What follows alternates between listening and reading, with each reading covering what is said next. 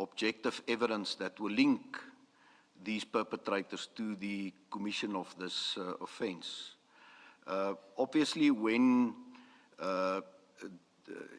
circumstances differs, depending on the available evidence, that will then dictate whether there is sufficient prima facie evidence to proceed with a criminal prosecution.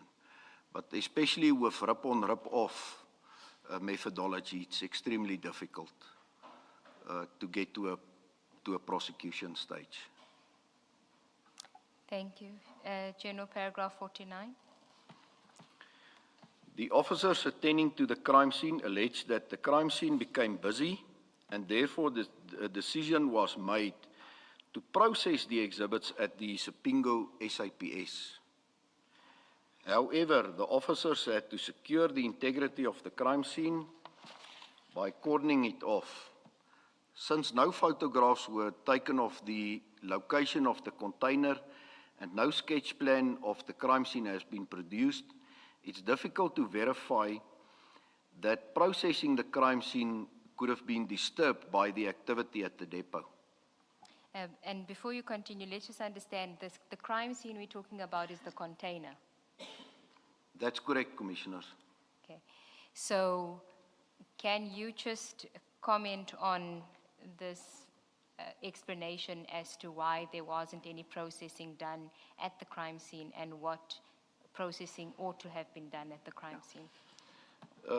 Commissioners, first and foremost, when you logic dictate that when the doors of the container is opened and you see this bags, that's not unfamiliar to seasoned detectives because this is the modus operandi that's applied and visible on all the photos.